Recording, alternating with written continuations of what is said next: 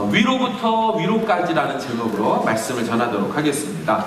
우리 지금 같이 본 오늘 본문 고린도 후서는 조금 특이한 성경입니다. 왜 그런고 하고 보면 신약 성경 27권을 볼 때 위로라는 명사, 위로하다라는 동사가 총 31번, 31번 나옵니다. 그런데 이 고린도 후서에 그 위로 혹은 위로하다가 몇 번 나오냐면 19번이 나옵니다. 그러니 다른 성경은 위로하다가 없거나 적고 고린도 후서에만 몰려있다는 걸 알 수가 있으며 우리가 같이 읽었던 5구절의 말씀에만 10번이 나옵니다. 따라서 고린도 후서 전체로 보더라도 50%가 넘고 신약성경 전체를 보더라도 고린도 후서에만 있는 것이 60%가 된다 하니 정말 고린도 후서는 위로의 책이 맞구나 이런 생각이 들더라는 것입니다. 여러분 도대체 고린도 교회와 바울 사이에 어떤 일이 있었던 것일까요? 왜 바울은 위로라는 단어를 이토록 많이도 고린도 후서에 몰려 집중해서 쓰고 있는 것일까요? 참고로 고린도 전서에는 위로라는 단어 한 번도 나오질 않습니다. 같이 볼게요. 고린도 후서는 고린도 교회는 바울이 2차 전도 여행 중에 들려서 18개월, 1년 6개월 동안 사역하며 직접 개척한 교회입니다. 그때 개척 멤버, 동역자로서 집사님 두 분이 함께 해줬죠. 그 사람이 브리스길라와 아굴라라는 부부입니다. 그들과 함께 생업이 같아서 천막을 만드는 일들을 하면서 자비량 선교사로서 교회를 개척한 곳이 바로 고린도 교회라는 것입니다. 그런데 개척하고 1년 6개월 사역한 다음 원래 본업으로 돌아가 순회 전도 여행을 하는 이 바울에게 자신이 개척했던 교회인 고린도 교회 소식이 들려오는 것입니다. 아니, 무슨 소식이 들렸을까요?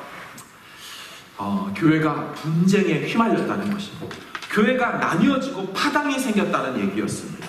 그래서 바울은 이를 안타깝게 여겨 당장 갈 수 없으니 편지 하나를 쓰게 되지요. 그것을 붙여놨습니다. 그런데 그 첫 번째 편지는 역사 속에서 사라졌습니다. 오직 두 번째 편지만 존재하게 되는데 그게 고린도 전서입니다.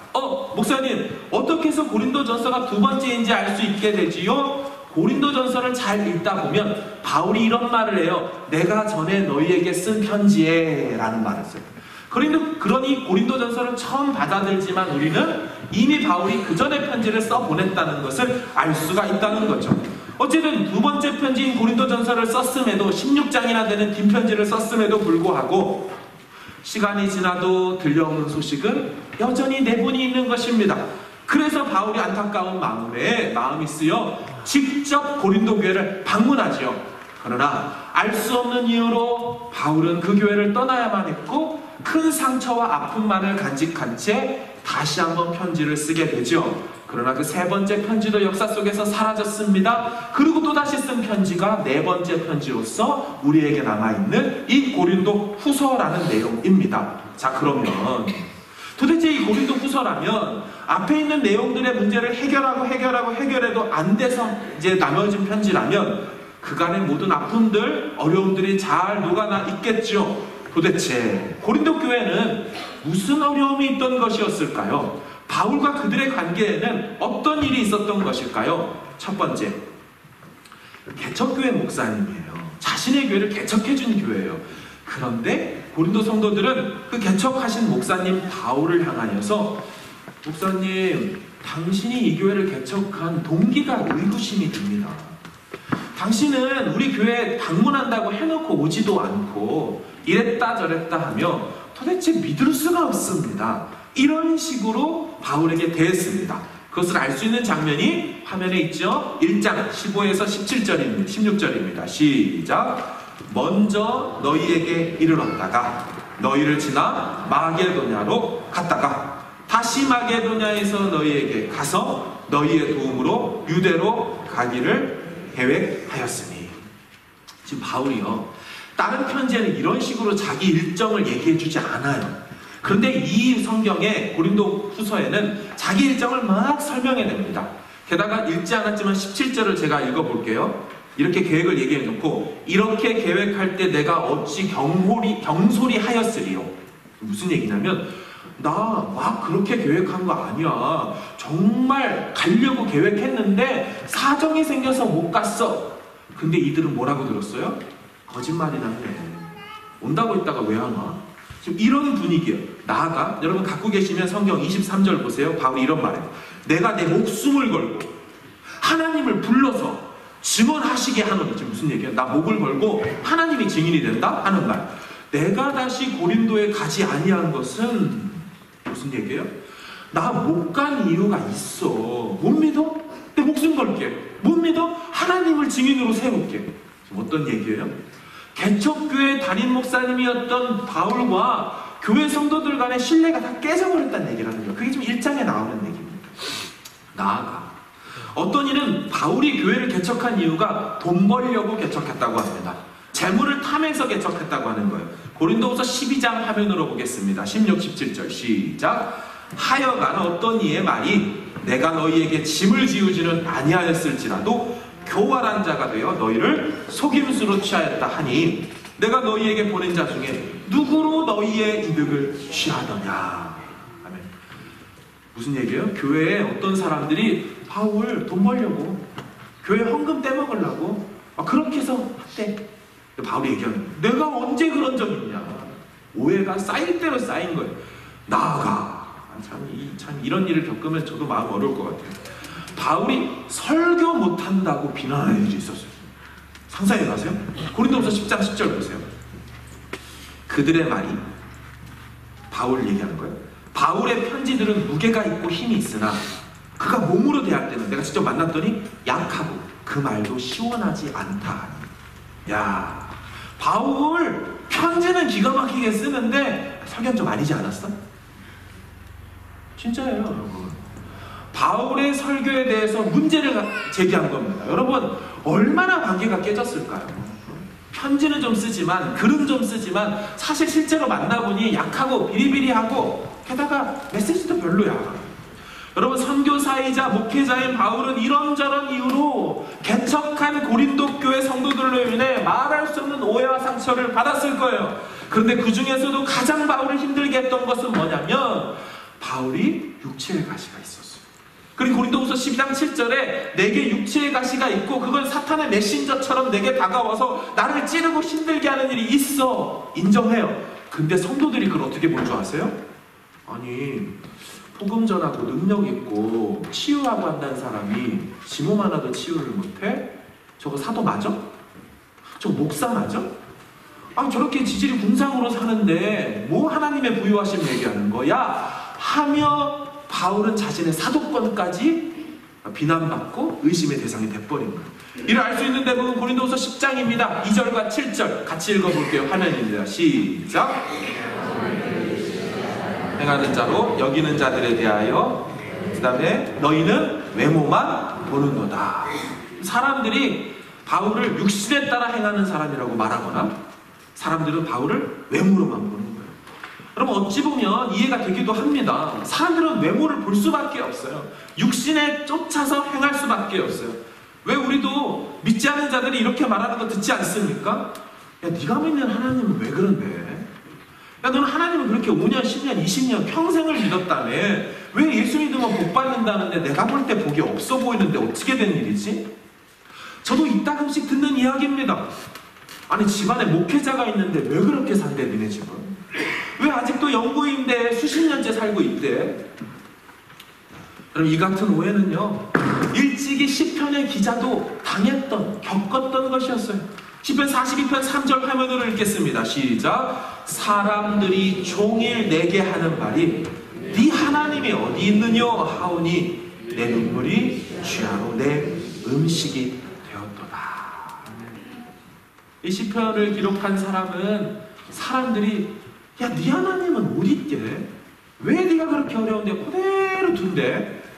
그 소리 들으며 본인도 하나님의 부재를 느끼며 눈물이 밤낮 먹는 음식이 돼버린 아무것도 먹지 못하는 그런 상황 신자들에게도 일어난다라는 거예요. 여러분, 당대의 의인이었던 욥도 동일한 고난 속에 있었습니다. 친구 4명이 찾아와서 하는 말, 야, 아무리 봐도 너 분명히 죄가 있어. 네가 죄가 숨은 죄가 있지 않고는 하루아침에 아들, 딸 10명이 다 죽는 일이 생기겠냐? 하루아침에 수천 마리의 양떼 소태가 다 불타 죽는 일이 생기겠냐? 너의 하나밖에 없는 그 아내조차도 너를 저주하고 떠나는 일이 생길 수가 있어? 네 몸 좀 봐. 네 몸에 완전 썩어 들어가고 있는데 공의의 하나님이 어떻게 이런 일을 허락하겠어? 당연히 숨은 죄가 있지. 이런 식으로 믿음을 부여잡고 있는 욥에게도 사람들의 곱지 않은 시선이 있더라는 것입니다. 여러분, 정말 그럴까요? 이들이 바라보는 시각처럼 예수 믿는 자들에게 당하는 그 고난이 그들의 말대로 하나님의 진노와 심판의 결과로만 해석돼야 될까요? 아니죠. 오늘 바울이 당하는 고난은 많은 오해를 받기는 하지만 그는 그 고난 속에서 놀라운 신비 하나를 발견했다고 말해요. 놀라운 하나님의 섭리를 발견했다고 말해요. 그것은 고난은 고난 그대로 볼 것이 아니라 신자에게 있는 고난은 하나님의 섭리의 관점으로 바라봐야 된다는 거예요. 하나님이 그 인생을 향한 계획의 관점에서 그 인생에게 일어난 고난으로 보아야 한다는 것입니다. 다시 말해 성도가 고난을 당할 수는 있지만 고난당한 성도를 하나님은 위로하시고 그 받은 위로로서 그 성도는 또 다른 사람을 위로하게 만드시는 하나님의 위로자 만드는 손길로서 먼저 고난이 임하고 그 다음 위로가 임하고 그런 다음 위로자 되어 또 다른 사람에게 나아간다는 바로 이 비밀을 바울이 깨달았다라는 것입니다. 그러기에 이 진리 앞에서 이 사실 앞에서 그는 고린도 교회를 향한 편지의 서두 1, 2절 인사가 끝나자마자 3절에 이렇게 시작하는 거예요. 화면 보세요. 뭐라고 시작합니까? 찬송하리로다. 그는 우리 주 예수 그리스도의 하나님이시요. 이게 어떻게 말하는 투냐면요, 유대인들은 회당에서 같이 안식일마다 모이면 앞에 있는 사람이 하나님을 찬양할 때 율로게토스 호 데우스라고 하며 찬송합니다 우리 하나님 이렇게 얘기를 했어요. 그 유대인들이 썼던 하나님에 대한 송축을 가지고 와서 기독교의 송축, 송역, 낙설로지로 바꿔 쓰는 거예요. 여러분, 이것을 이미 우리가 전에 봤던 에베소서 1장 3절에서 본 적이 있습니다. 그때 어떻게 했어요? 화면으로 좀 보겠습니다. 시작. 찬송하리로다 하나님 우리 주 예수 그리스도의 아버지께서. 바울이 말씀드렸죠. 바울이 감옥에 있었어요. 감옥에 있음에도 불구하고 그가 뭐가 깨달아졌어요? 구원의 비밀, 구속의 경륜, 흥분했죠. 그래서 어떻게 해요? 찬송합니다라고 감옥에서 12구절로 한글로 되어 있지만 사실은 한 문장짜리 신약에서 가장 긴 202개의 단어로 구성된 그 표현으로 찬송합니다 우리 하나님 자비 아버지 하면서 놀라운 하나님의 경륜을 찬양했잖아요. 여러분, 바울이 에베소서에 썼던 걸 지금 고린도후서에 갖고 와서 또 가슴 벅차게 하나님을 높여요. 나아가 이 느낌 그대로 사도 베드로도 그의 서신 베드로전서 1장 3절에 이렇게 말해요. 화면으로 읽어요. 시작. 우리 주 예수 그리스도의 아버지 하나님을 찬송하리로다. 원문에 보면요 이렇게 안 돼 있어요. 찬송합니다 한 다음에 그 뒤에 우리 주 하나님을. 역시 사도 베드로도 하나님 생각하면 가슴 벅찬 거예요. 마찬가지로 고린도후서에서도 바울이 그 같은 찬미를 터뜨리는데 그 내용이 뭔지 아십니까?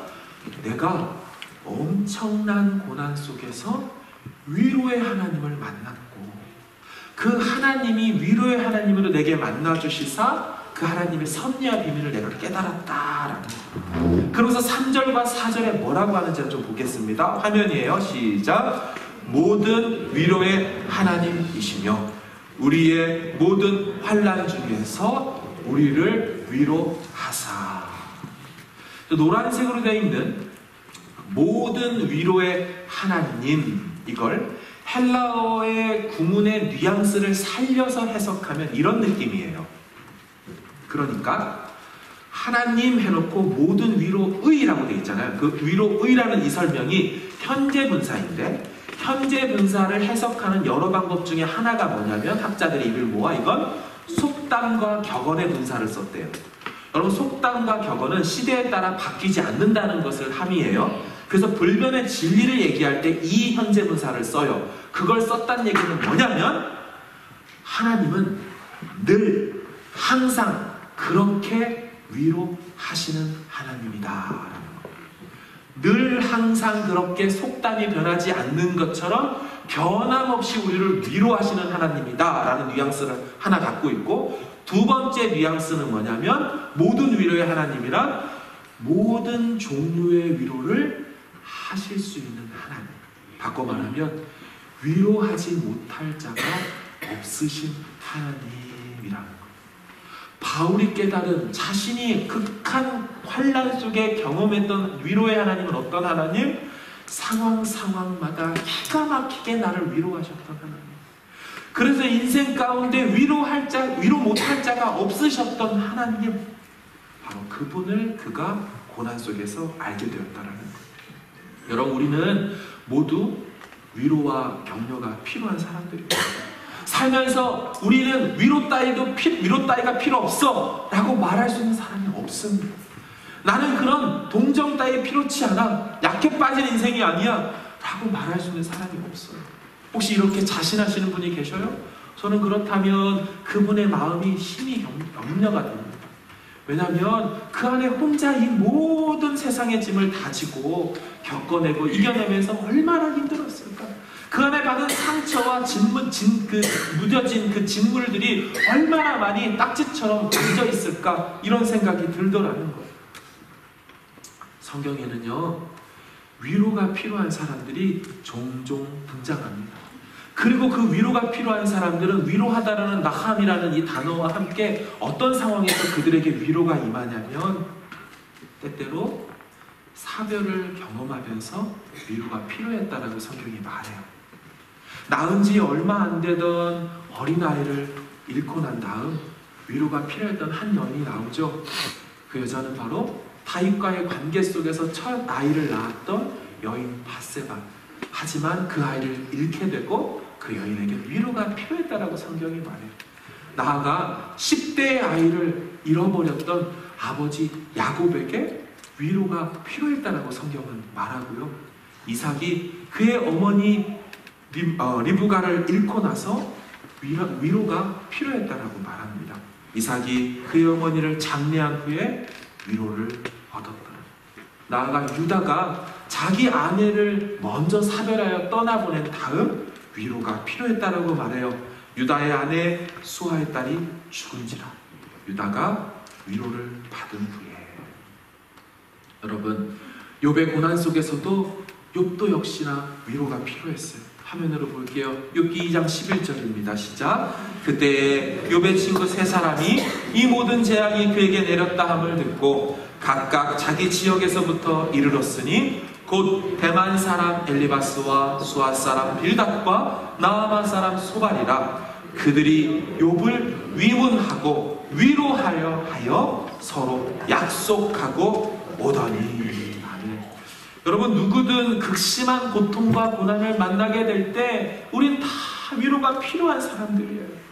이런 의미에서 바울도 극심한 고난과 고통을 겪었다라고 말해요. 그래서 나도 위로가 필요했다라고 말해요. 우리 본문에서 좀 넘어갔지만 8절 9절 화면으로 좀 볼게요. 이렇게 돼 있어요. 형제들아, 우리가 아시아에서 당한 고난 환난을 너희가 모르기를 원하지 아니하노니 힘에 겹도록 심한 고난을 당했고 살 소망까지 끊어졌고 우리는 우리 자신이 사형 선고를 받은 줄 알았으니.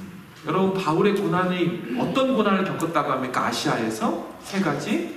힘에 겨운 심한 고난, 살 소망이 끊어진 고난, 죽었다고 생각했어요. 세 번째, 나 사형 선고 떨어졌구나, 나 이제 완전 다 죽었구나. 여러분, 이와 같은 심각한 고난이 있었어요. 그런데 놀라운 것이 뭔지 아십니까? 8절 9절에 어마무시한 고난을 겪었고 나 그것을 경험했다라고 말했던 이 바울이 그 바로 앞구절인 5구절만 올라가면 오늘 보면 같이 읽은 3절에 뭐라고 한다고요? 찬송하리로다. 이해가 안 되죠. 어마어마한 고난을 겪었다는 사람이 바로 앞에서 뭐라고요? 찬송합니다. 우리 주 아버지 하나님, 모든 자비의 아버지시오, 모든 위로의 하나님입니다. 왜 찬양하고 찬미할 수 있었겠어요? 그는 어마무시한 고난 속에서, 환난 속에서 위로하시는 분을 만났기 때문이에요. 여러분, 바울은 그 위로의 근원과 출처가 하나님임을 깨달았어요. 그래서 그는 하나님을 설명할 때 위로의 하나님, 위로가 온다고 할 때도 어떻게? 하나님께 받는 위로로서라고 3절 4절에 말합니다. 여러분, 사람의 위로를 혹시 받아보셨습니까? 정말 위로가 되던입니까? 저는 안 되더라고요. 사람이 주는 그 위로는 참된 진정한 위로가 되지 않더라고요. 욥의 세 친구들이 아까 본문에서 봤지만 2장에서 욥을 방문할 때 왜 방문하려고 해요? 위문하고 위로하려 하여 그들이 약속해서 시간 맞춰 작심하고 욥에게 찾아왔어요. 2장에, 그죠? 읽었죠? 그리고 14장이 지납니다. 그럼 욥기 16장이 돼요. 열심히 위로한 결과 욥기 16장 화면에 이렇게 돼 있어요. 욥이 대답하여 이르되 이런 말은 내가 많이 들었나니 너희는 다 재난을 주는 위로자들이구나. 헛된 말이 어찌 끝이 있어요. 여러분, 작심하고 찾아온 새 친구의 위로를 받은 결과 욥이 뭐라고 얘기해요? 이런 말 많이 들었고 당신들은 재난을 주는 나의 마음을 더 힘들게 해서 황폐하게 만드는 그런 위로자밖에 안 되는구나. 그리고 5장이 더 지나 21장 34절에 욥이 이렇게 말해요. 화면 보세요. 그런데도 너희는 나를 헛되이 위로하려느냐? 너희 대답은 거짓일 뿐이니라. 여러분, 사람의 위로의 끝을 보셨습니까? 여러분, 이 세 친구들이 어떻게 온 줄 아세요? 작심하고 왔을 뿐만 아니라 너무 상황이 딱하니까 일주일 동안 아무 말도 못하고 옆에 앉아있었던 친구들이에요. 그리고 나서 말을 꺼내면서 위로하려고 했던 결과 재난을 주는 위로자, 하나도 위로가 안 되는 그런 말만 내어놓고 욥의 그 가슴을, 그 심장을 다 갈기갈기 찢어놓고 끝났습니다. 여러분, 이게 사람이 주는 위로의 끝이에요. 사람이 줄 수 있는 위로의 전부예요. 여러분, 혹시 어려움을 당할 때 누가 찾아와서 위로를 해준답시고 했던 말 들으셔서 어떠셨어요? 일주일 동안 내 옆에서 그냥 가만히 앉아줄 수 있는 위로자 여러분 갖고 계셔요? 내 부모도 그렇게 못해요. 시간 못 내요. 욥의 친구들이 그렇게 하려고 왔다가도 했던 결과가 이렇대요. 우리가 사람의 위로를 기다려야겠습니까? 사람의 위로를 받기를 소망해야겠습니까? 기억하세요. 진정한 위로는 위로부터 주시는 하나님의 위로밖에 없는 줄로 믿습니다. 그 위로만이 참된 우리에게 위로가 되어지는 거예요. 여러분, 하나님이요 이사야 선지자를 통하여 나라 잃게 생긴, 잡혀가서 끌려가서 망하게 생긴 이스라엘 남유다 백성들을 위로하길 원하셨어요. 그래서 이사야에서 이런 말을 했네요. 이사야 51장 12절 화면으로 같이 읽겠습니다. 시작. 이르시되 너희를 위로하는 자는 나 곧 나이니라. 너는 어떠한 자이기에 죽을 사람을 두려워하며 풀같이 될 사람의 아들을 두려워하느냐. 아멘. 유다 백성들의 마음이 어때요? 사람의 아들, 사람들을 두려워했어요. 강대국을 두려워했어요. 그래서 마음이 두렵고 떨림으로 갈팡질팡하고 있을 때 그 마음에 위로를 줄 수 있는 분, 그 마음을 안정시킬 수 있는 분, 요동하지 않도록 꼭 붙들어줄 수 있는 분, 성경이 뭐라고 이사야를 통해 말해요? 곧 나 하나님 말고는 너희들 마음 붙들어줄 사람 없어 라고 말씀하고 있는 거예요. 여러분, 소년 목동 다윗이 그 이름도 유명한 시편 23편의 4절에 뭐라고 말합니까? 화면으로 같이 볼게요. 시작. 내가 사망의 음침한 골짜기로 다닐지라도 해를 두려워하지 않을 것은 주께서 나와 함께 하십니다. 주의 지팡이와 막대기가 나를 안위 하시나이다. 아멘. 여러분, 우리는 저 말씀 구절을 볼 때 어떤 느낌을 받냐면 지팡이와 막대기가 나를 지켜준다, 안보해준다 라고 느끼지만 아니요. 저 본문의 의미는 히브리어 낙함이에요. 반대로 말해야 더 어감적으로 맞습니다. 주의 지팡이와 막대기가 나를 위안해 주십니다. 위안시켜 주십니다. 영어 성경 갖고 계신 거 보세요. Comfort me. 나를 위로하신다. 물론 이 말은 감정적인 위로를 뜻하는 것 플러스 한 가지 더 있어요. 원래 여러분 컴포트라는 영어 단어가 라틴어에서 왔어요. 근데 컴포트의 폴트가 원래 포르테라고 아시죠? 포르테가 뭡니까? 세게, 강하게라는 음악적 용어 아닙니까? 그래서 오늘날 영어적 의미는 컴포트가 심리만 위로하는 것 같지만 원래 의미의 성경이 말하는 위로는 실제적인 힘을 공급해서 세게, 강하게 해서 그래서 포르테가 컴포트가 된 것이에요. 그래서 지금 다윗이 하는 말, 주의 지팡이와 막대기가 내게 진정한 힘이 되십니다. 나아가 내 마음을 위안케 해주십니다라는 두 가지를 다 갖고 있으면서 말하는 내용인 것입니다. 다윗은 아시는 것처럼 사울의 핍박을 경험했잖아요. 수많은 시간을 쫓겨다니며 기름 부음 받았지만 천천히요 만만히요 이 소리 듣고 난 다음부터 온갖 미움을 받아가며 장인어른이 잡아 죽이겠다고 창을 던지질 않나 그 억울한 일들을 수십 년을 10년 넘게를 당하면서도 순간순간 그가 고백하는 말, 주님 때문에 내가 위안을 얻습니다. 사람 보고 장인 보고 아내 이갈 보고 환경 보면 하나도 위안받을 게 없지만 그때그때 쫓겨다는 일을 당해도 그때그때 억울한 일을 당해도 내 마음을 위안시켜 주실 수 있는 위로시켜 주실 수 있는 분은 하나님 목자 되신 당신밖에 없습니다. 이 고백을 하고 있더라는 거예요. 여러분 성경을 보면요 사람이 가끔씩 위로의 매개자로 등장하곤 합니다.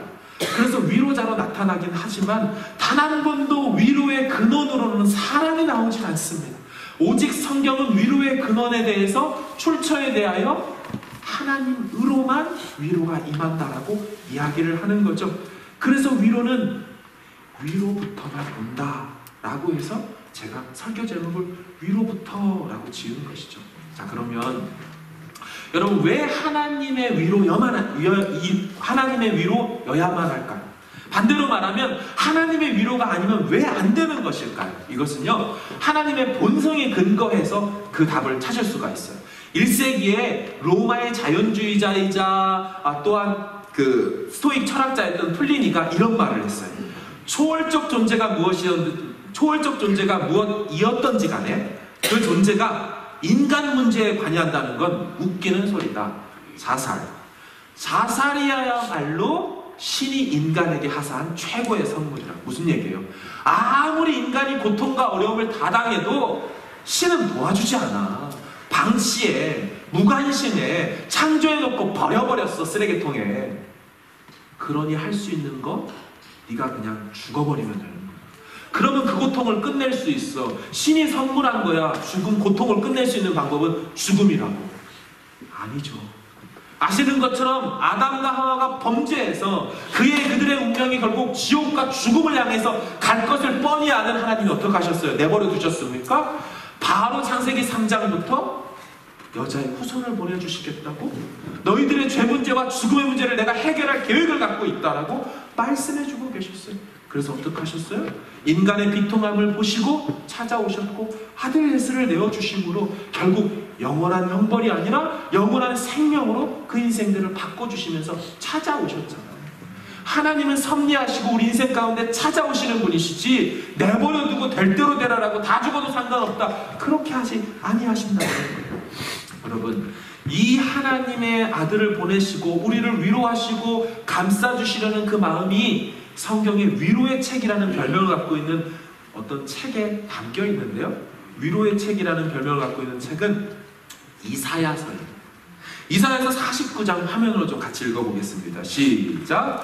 여호와께서 그의 백성을 위로하셨은즉 그의 고난당한 자를 긍휼히 여기실 것입니다. 여인이 어찌 그 젖먹는 자식을 잊겠으며 자기 태에서 난 아들을 긍휼히 여기지 않겠느냐. 그들은 혹시 잊을지라도 나는 너를 잊지 아니할 것이라. 내가 너를 손바닥에 새겼고. 아멘. 무슨 얘기예요?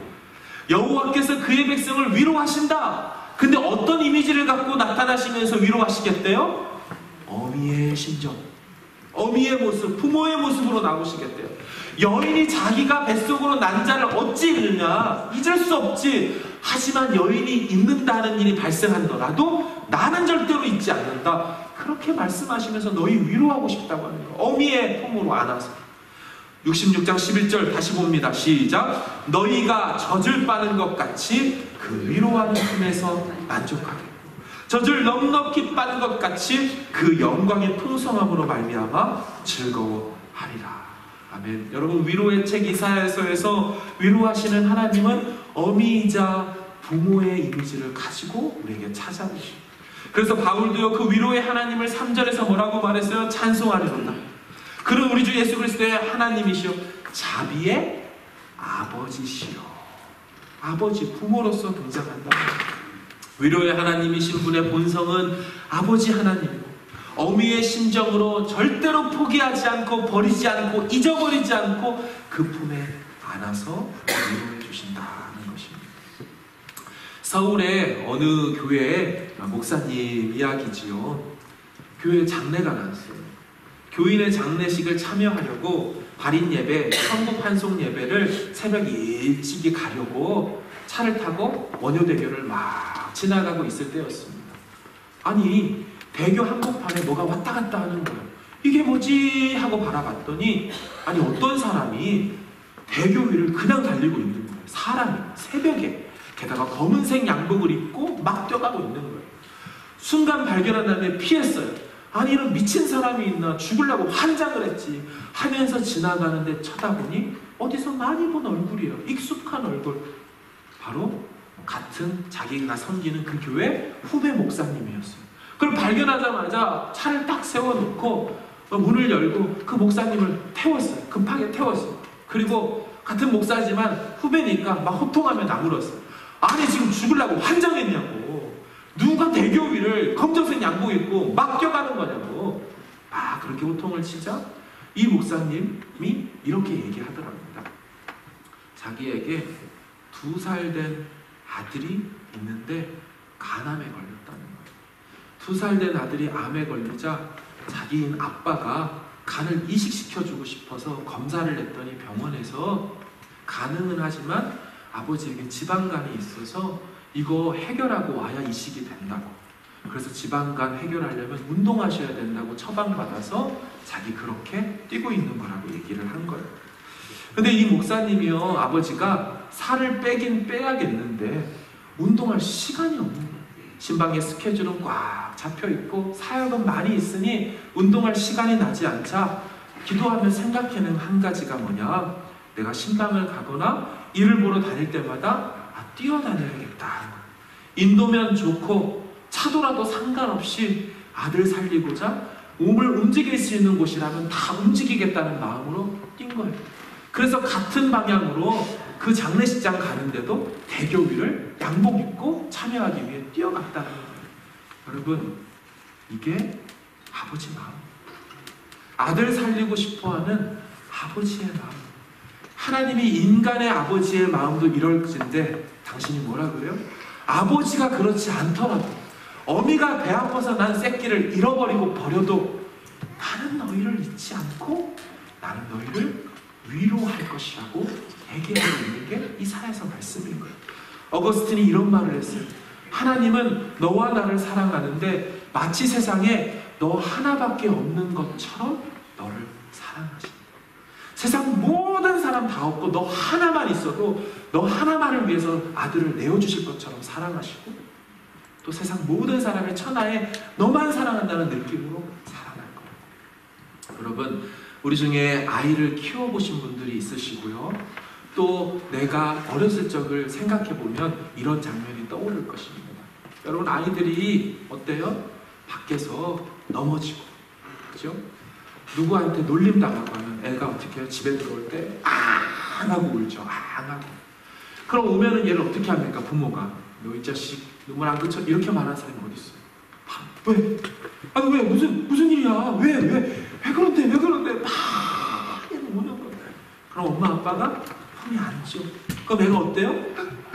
하면서 설명도 못하고 계속 울어요. 그럼 거기다 다그치는 부모가 있어요? 없어요. 일단 놀란 가슴부터 만져주고 등 두드려주고, 흐르는 눈물을 지가 닦아요? 못 닦아요? 애가 못 닦아요. 콧물 눈물이 범벅이 돼도 못 닦아요. 그거 뭐예요? 엄마 아빠가 수건 꺼내주고 계속 닦아도 내는 눈물을 언제까지 닦아줘요? 그 눈물이 마를 때까지 닦아줘요. 그리고 나서 자초지종을 듣고 위로하고 씻고 와, 세수하고 와, 엄마가 맛있는 거 해줄 테니까, 씻고 와, 옷 갈아입고 와, 아빠가 이거 해줄 테니까. 그러면서 안으시는 게 우리 부모예요. 여러분, 아무리 달래도 울음을 그치지 않는 아이를 안아본 적 있으세요?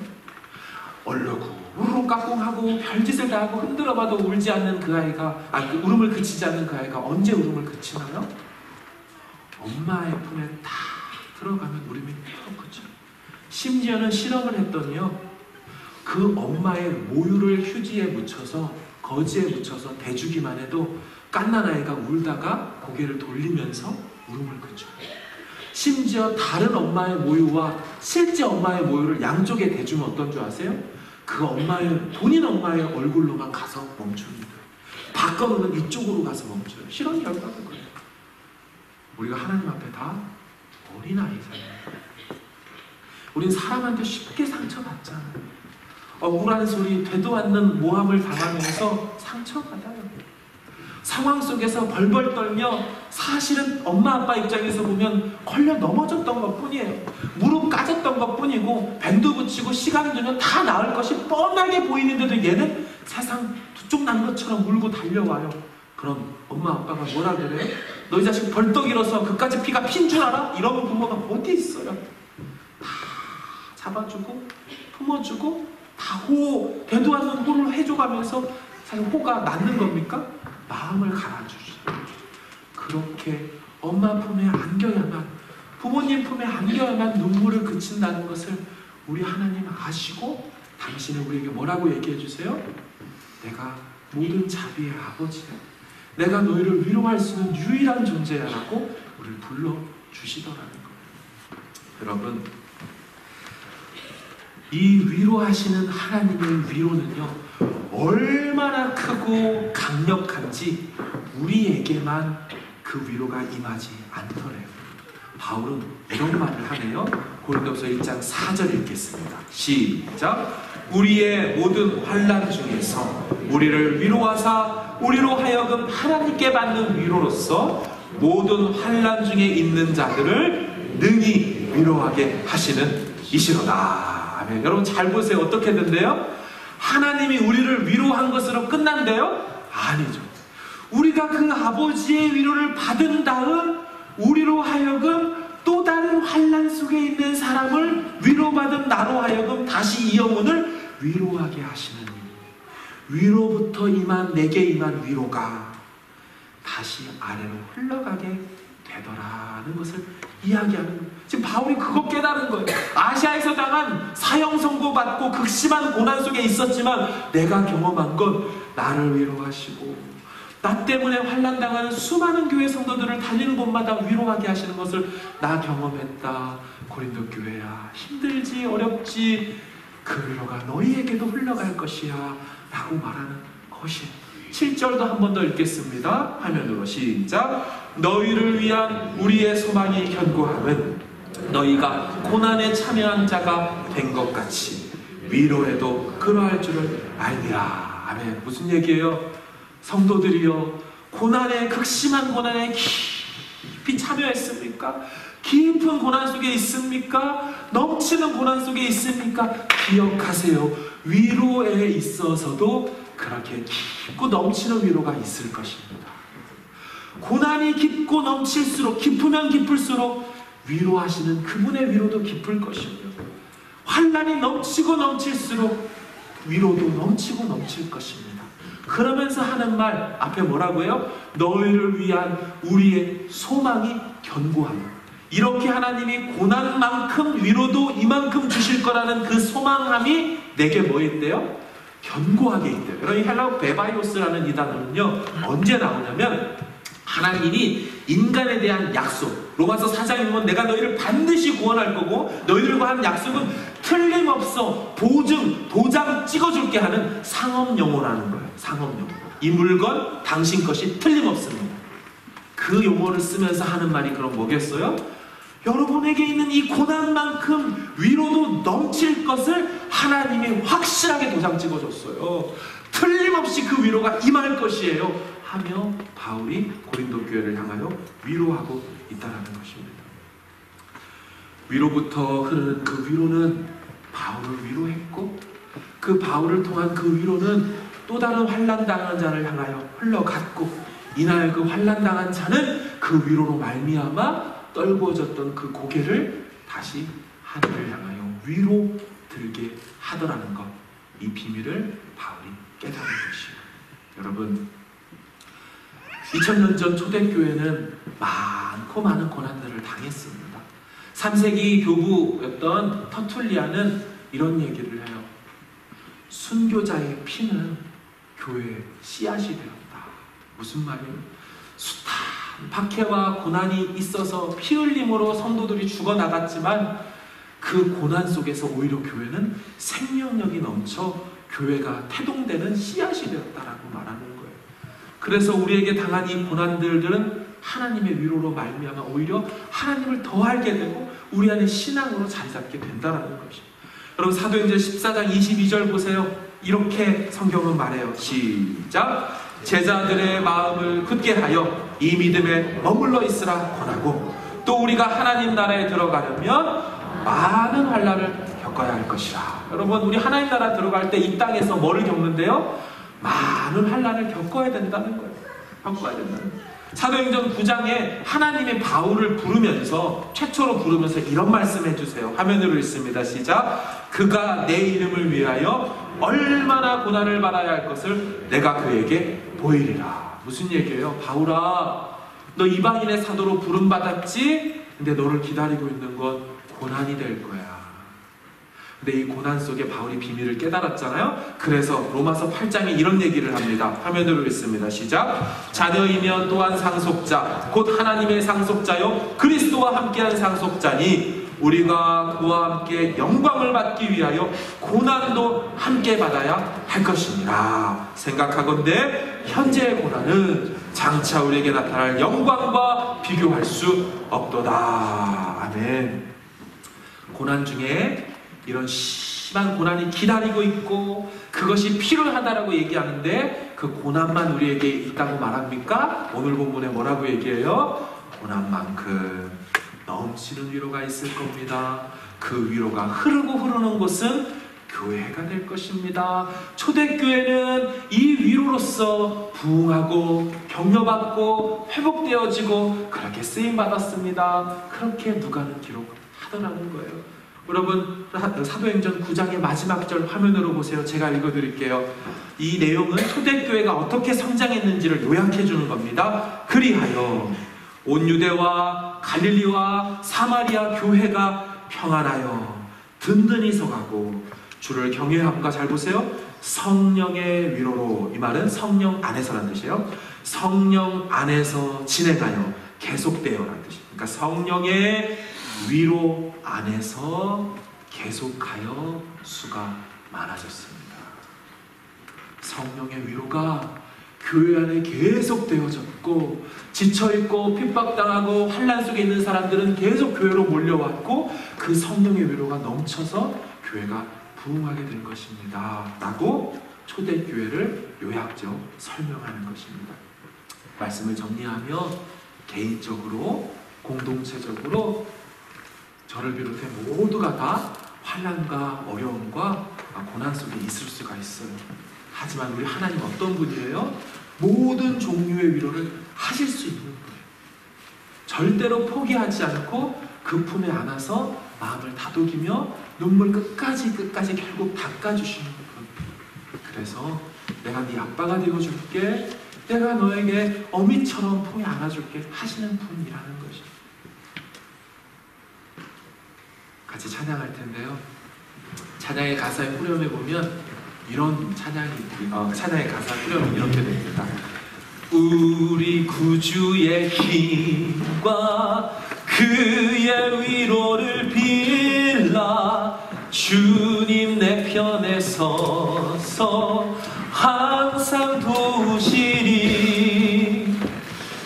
우리 구주의 힘과, 하나님은 어이구 어이구 네 마음만 만져줄게 하지 않는다는 거예요. 실제적으로 힘을 주실 수 있는, 그리고 그의 위로 있다는 거에 뭐 하래요?